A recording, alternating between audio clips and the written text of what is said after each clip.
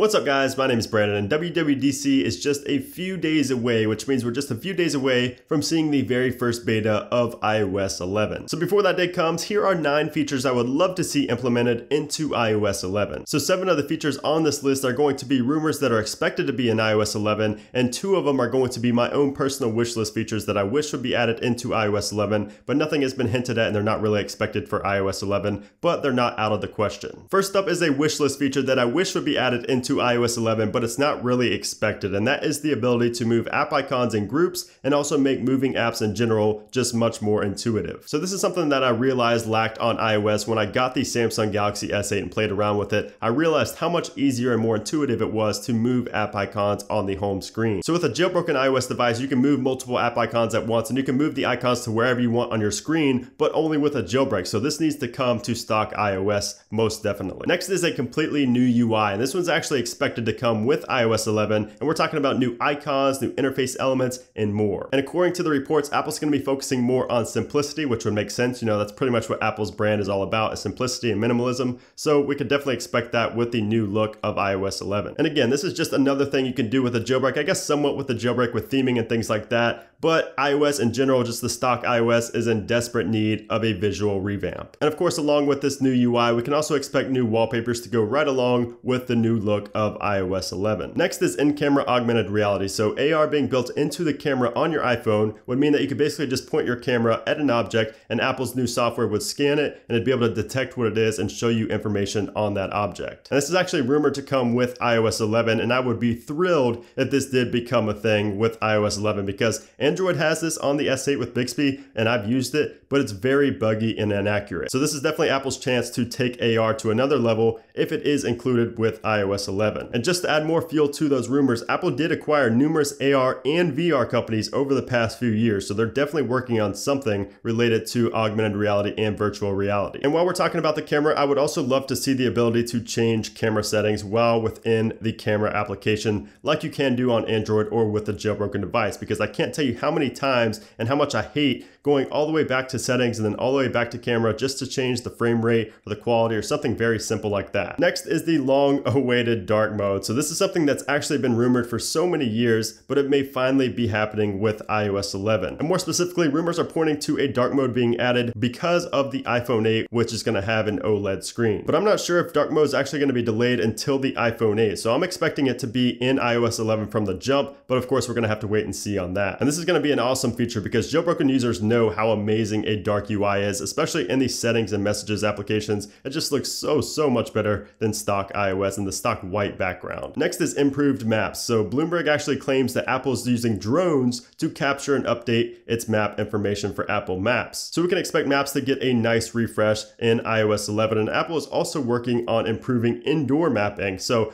hopefully both of these things combined is finally going to convince those people who prefer Google Maps or maybe Waze or some other third-party map to come back to Apple Maps for good. Next is a smarter Siri, and this one is basically a guarantee. I can't see how this does not happen with iOS 11. If Apple wants to keep up and compete with the Amazon Echo and Google Assistant and many of the other competitors, it needs to raise the IQ of Siri. It needs to get Siri a lot smarter. So rumors are suggesting that Siri is going to get much better at conversational talk, which is amazing, and it's also going to learn your habits through its updated AI on the back end. Now, if this does happen, we could also very well see a Siri-powered speaker get unveiled at WWDC that will rival Amazon's Echo, which would be really awesome, and I'm definitely going to be getting one of those, and I'll do a review here on the channel. Next is another wishlist feature that is not expected in iOS 11, but it's one I would love to see, and that's Touch ID to lock any application or to reboot your device. So just like BioProtect on jailbroken devices, it would be awesome to be able to lock any application you want with Touch ID, or even just the ability to lock individual messages or individual pictures